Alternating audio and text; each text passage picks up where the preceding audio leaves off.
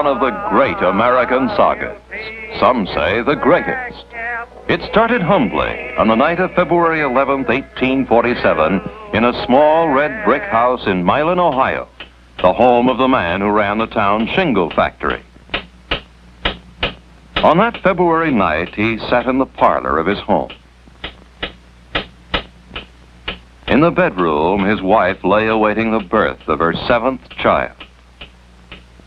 Death had claimed earlier children. So that the father's prayers filled the anxious hours until the father inscribed the name of a healthy, husky boy in the family Bible. Humble beginnings, but not poor. The Edison children were reared on good food and the good book. They were all good, hard, common-sense kids, said the neighbors, except for young Tom. They called him the curious boy, meaning he had too much curiosity about things. When he was 5, they found him sitting on some duck eggs to see if he could hatch them. It was possibly his first experiment. It was not successful. When the family moved to Port Huron, Michigan, the curious boy started school. He exasperated his teacher. The boy is backward, the teacher complained. All he does is ask questions. Nonsense, said the boy's mother. I'll teach you myself. And she did. Her method was reading, writing, and arithmetic. And then she simply encouraged him to read. The more he read, the more his curiosity grew. By the time he was 12, he wanted to know what the whole wide world was about. So he decided to go into business. 1859, the great railroads were beginning to crisscross America. Any 12-year-old boy would naturally go down to the railroad station to seek his fortune. Tom Edison talked the Grand Trunk Railway into giving him the job of selling candy and newspapers on the daily run from Port Huron to Detroit. He also talked the conductor into giving him a corner of the baggage car. In this corner, he set up a chemical laboratory.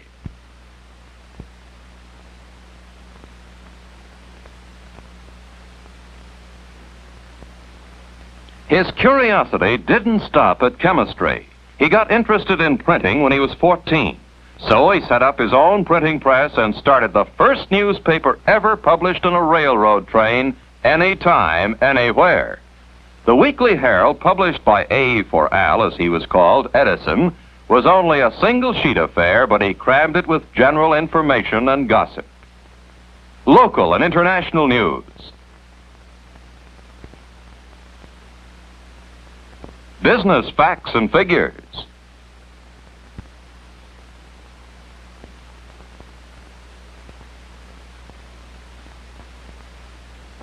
Vital statistics.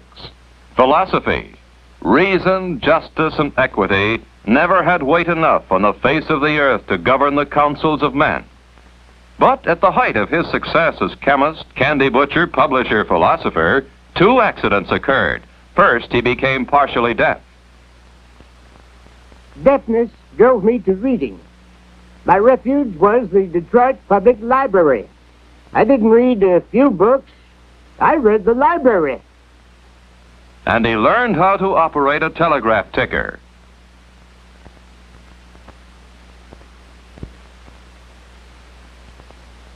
The second accident occurred when one day his chemical jars broke open and set fire to the baggage car. The conductor put him off the train together with all his chemicals and his curiosity. He was 16 years old now, an unemployed candy butcher and newspaper publisher. But he'd also learned how to send and receive messages over the telegraph ticker.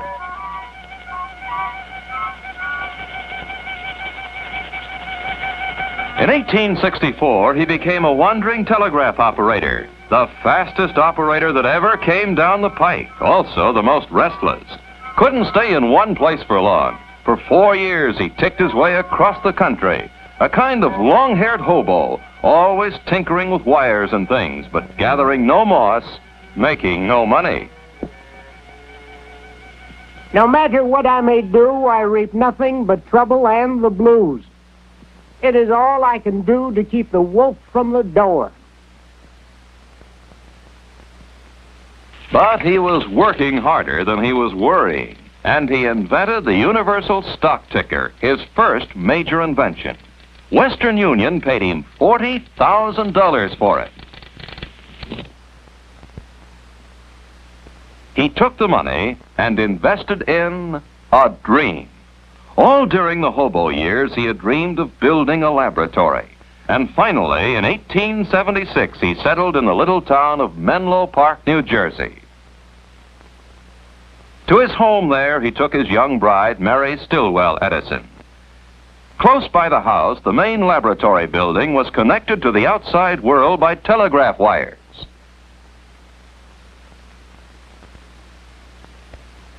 The chemistry lab was the little candy butcher's dream come true.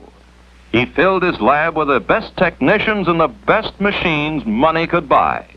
He was the first man to conceive of an invention factory, a hive of specialists on a belt line. At the top of the line was the old man, as they called him even then, supplying the ideas and the inspiration.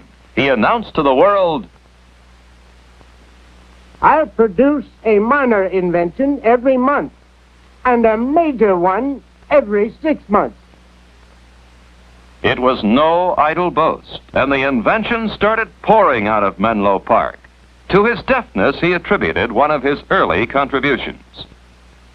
When Bell first worked out his telephone idea, I tried it, and the sound which came through the instrument was so weak I couldn't hear it. I started to develop it and kept on until the sounds were audible to me. My improvement, the carbon transmitter, made the telephone possible. The repeating telegraph was a machine which automatically took down telegraph messages for relay at high speed. It consisted of a piece of thick paper which spun around a blunt needle, which made dot and dash indentations on the paper. One day, Edison was tinkering with the machine. The paper disc started spinning too rapidly, and through his deafness, he heard a strange sound. If I could record the action of the point and then send the point over the same surface again, I saw no reason why the thing... Crucy, his chief machinist, made the model for a total cost of $18.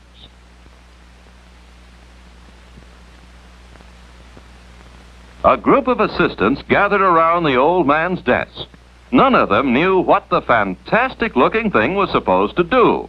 They stood silently while Edison took a piece of tinfoil, inserted a mouthpiece on the contraption, and then, to everyone's astonishment, started reciting these momentous words. Mary had a little lamb, its fleece was white as snow, and everywhere that Mary went, the lamb was sure to go. I made a bet of 15 cigars that the machine would talk back to me.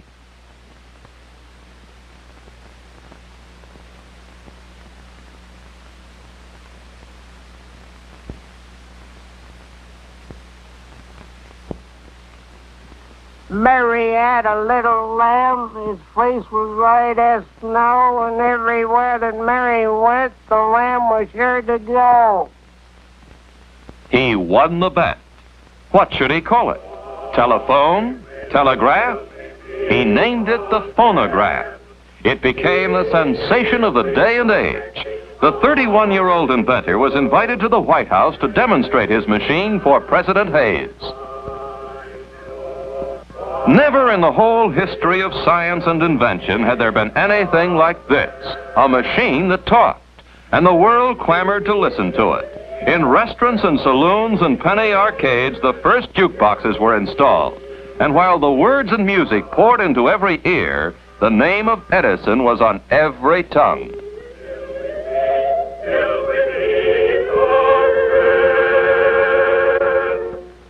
A philosopher of the time said it was the era of the nickel in the slot machine.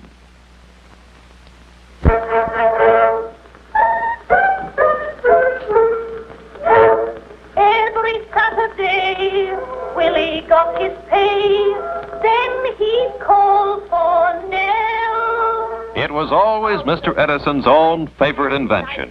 He was always bubbling over with new ideas for it, new applications. On Nellie's little hat, there was... He had hoped the little box would be a great educational device, recording the Washingtons and Lincolns for posterity. But what the public wanted from it was entertainment. And the great names of the entertainment world hastened to oblige. Rachmaninoff, Metzenauer,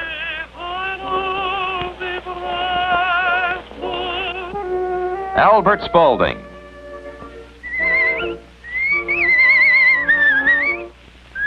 and even Sybil Sanderson Fagan, the whistling artist.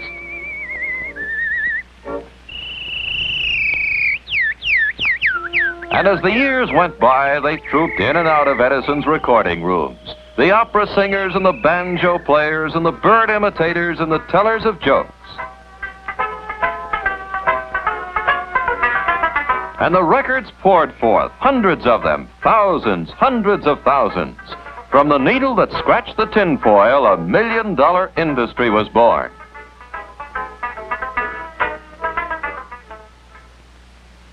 Shortly after the world had seen the wizardry of the invention of the phonograph, the Wizard of Menlo Park started a fresh notebook. It was the first of many on a new subject. The object of this invention is to devise an electric lamp, which shall admit of being worked in great numbers on one electrical circuit. The invention of the phonograph had been all Edison, but when he turned his luminous curiosity on the problem of making an electric light, he was moving into a field where many others were working. The first thing Edison did was to learn everything he could about the subject. He came to the crux of the problem. 1. If you heat certain materials by electricity, they give off light. 2. If you heat these materials in a vacuum, they last much longer. So he told his glass blowers in the invention factory to make him some glass bulbs. This would be his vacuum, in which he would heat something by electricity. Heat what? What would glow with a light that was continuous and bright and easy on the eyes? Now the laboratory became his home. Day, night, time itself meant nothing to him. He tried everything in the search for the proper thing to heat in the vacuum. After trying metals, he started on the world of organic matter. Anything, everything within reach. Human hair, wood, leather, macaroni. Now we know another thing that won't work. That's progress. Finally, one day he took a piece of common cotton thread and placed it in a crucible and baked it in a furnace. Out of the furnace came a thin thread of pure carbon. He attached this filament to electric wires inside the bulb. He pumped the air out of the bulb. He turned on the electric current. This was the light he wanted, but how long would it last? Edison and his assistants gathered around for the famous death watch of October 19, 1879. They watched the lamp for 10 hours. Give it more juice.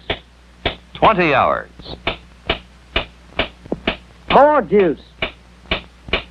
30.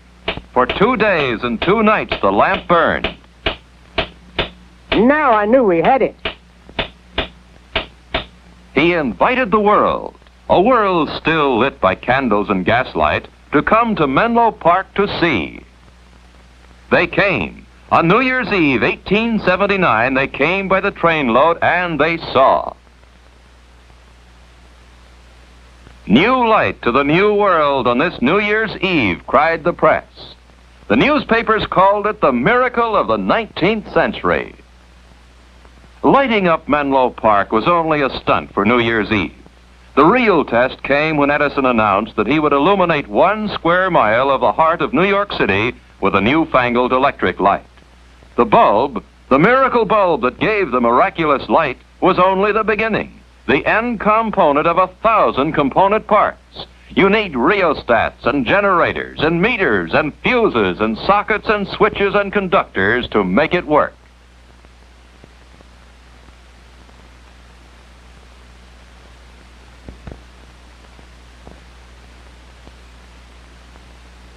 The incandescent light was not one, but 360 different inventions all welded together. To lay his lines and cables, he had to dig down into the bowels of the city. Edison himself supervised every move day and night.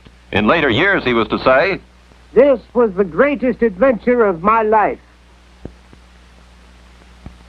To make light, you need power.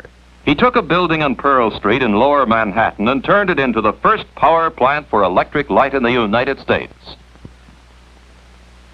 It started with coal furnaces in the basement. The coal made steam.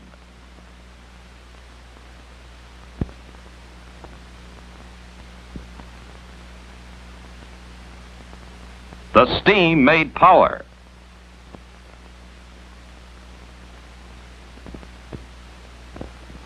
The power turned the generators.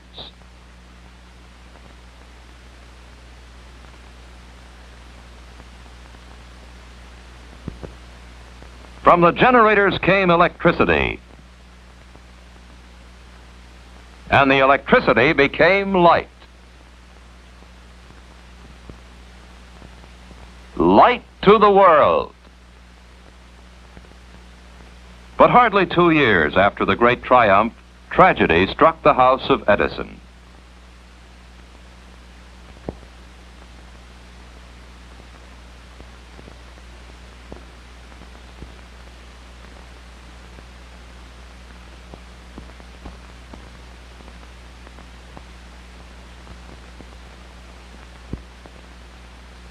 He tried to lose himself in work, but to the great giver of light, Menlo Park was full of shadows now.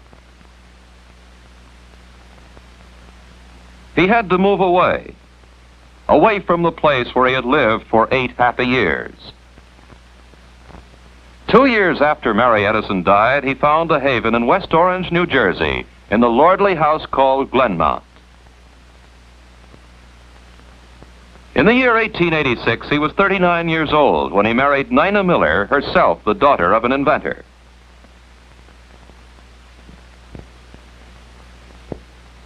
My later courtship was carried on by telegraph. I taught the lady of my heart Morse code, and we got along much better than we could have with spoken words by tapping our remarks to one another on our hands. Presently, I asked her thus if she would marry me. The word yes is an easy one to send by telegraphic signals, and she sent it. And here he took his new bride to live. Beyond the fields of Glenmount, just down the road, he built his new laboratory. Brick this time, the finest invention factory in the world, the big brother of Menlo Park.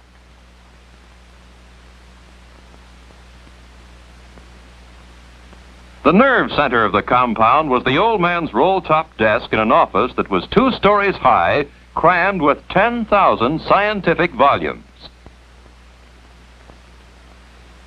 It was his combination office, laboratory, studio, library, and bedroom. On a small cot, he took his famous cat naps. I never found need of more than 4 or 5 hours sleep in the 24. People talk of loss of sleep as a calamity. They better call it loss of time, vitality, opportunity. No matter how hard he worked, he could always find time for his children. When they were away, he wrote them playful letters to be read in a mirror.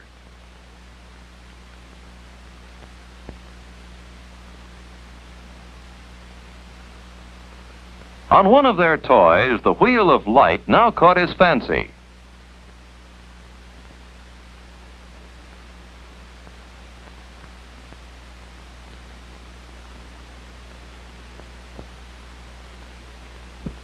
It occurred to me that it was possible to devise an instrument that should do for the eye what the phonograph did for the ear.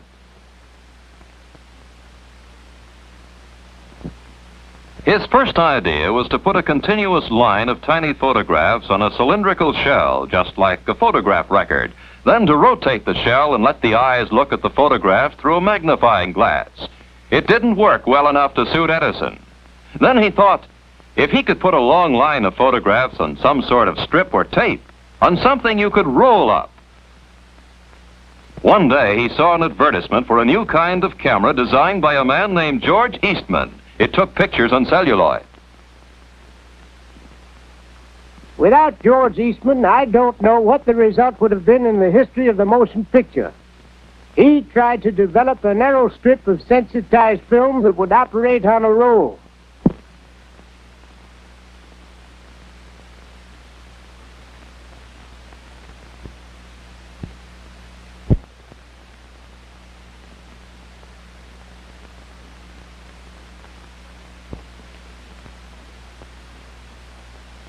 Observe, says the legend, that each picture has a slight change of position as it passes the point of vision. The rapid photograph of these different stages of movement upon a long strip of light-sensitive film creates the illusionary spectacle of movable figures.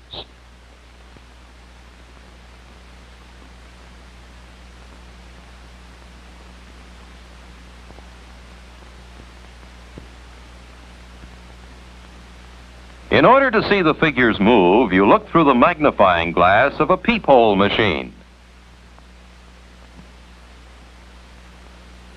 Our studio was almost as amazing as the pictures we made in it.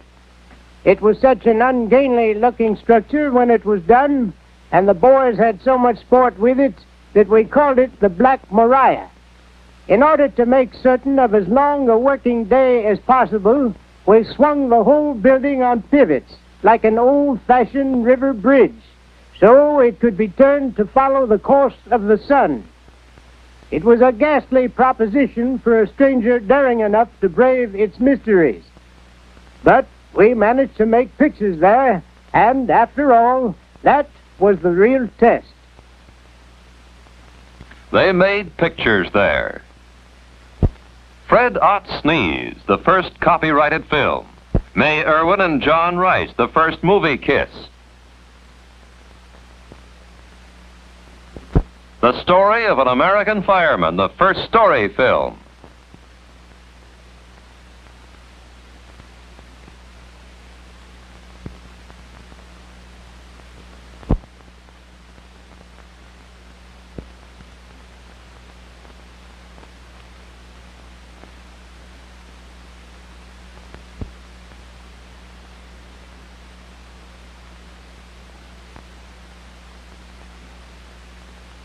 Did you know that one of my first thoughts for the motion picture was to combine it with the phonograph? My plan was to synchronize the camera and phonograph so as to record sounds when the pictures were made and reproduce the two in harmony. Talking pictures.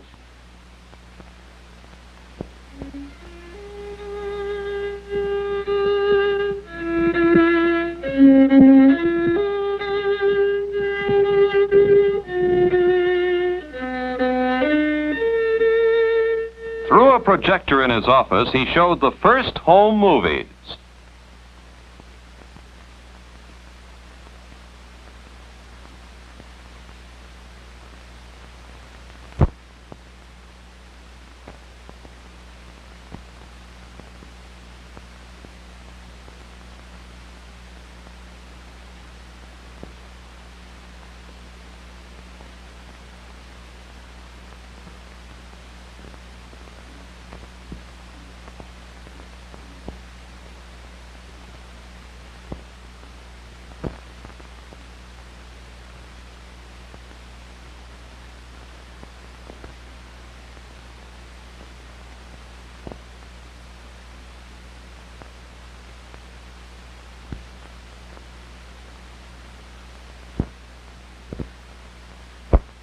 The camera followed on one of his camping trips with his good friends Henry Ford, Harvey Firestone, and the naturalist John Burroughs.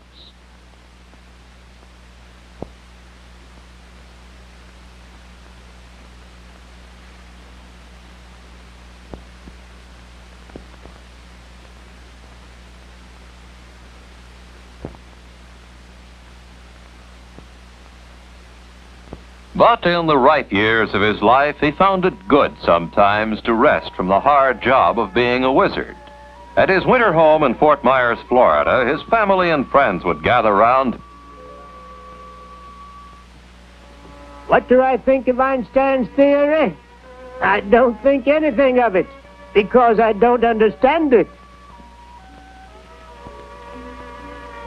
And he liked to drive around the grounds of Fort Myers in a car given him by an old and grateful friend, Henry Ford, whose early experiments with a combustion engine Edison had encouraged.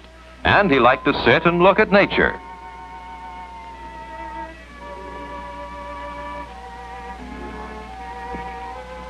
Good day for an angel's picnic. They could lunch on the smell of flowers and new-mown hay, drink the moisture of the air, and dance to the hum of the bees.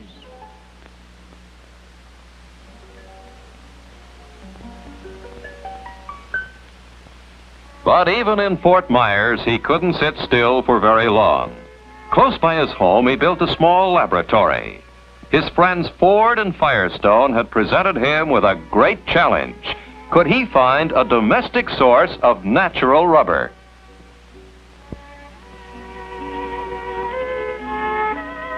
The best source, he reasoned, would be something that grows in great abundance. What was more abundant than the flowers of the field around him? He started by testing every plant, every flower, every leaf, every growing thing he could lay his hands on. Thousands of them tested and carefully classified in his notebooks on his neat shelves. Finally, he settled on the goldenrod as the most practicable source of rubber. Why? Because it was so plentiful.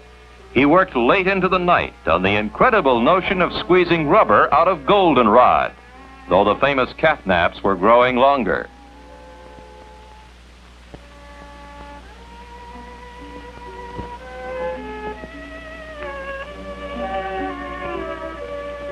He didn't give up until, out of the lowly goldenrod, he actually produced his last legacy to humanity. His desk at the West Orange Laboratory is, as he left it, crammed full of innumerable projects, improvements on the old inventions, plans for many, many new inventions, telephone, telegraph, dynamo. He had taken out the incredible number of 1,097 patents in his 84 years of life, and still he could envision with youthful fervor. When I look around at the resources of the electrical field today, I feel I would be glad to begin again my work as an electrician and inventor. And we veterans can only urge upon our successors, the younger followers of Franklin and of Kelvin, to realize the measure of their opportunities and to rise to the height of their responsibilities in this day of electricity.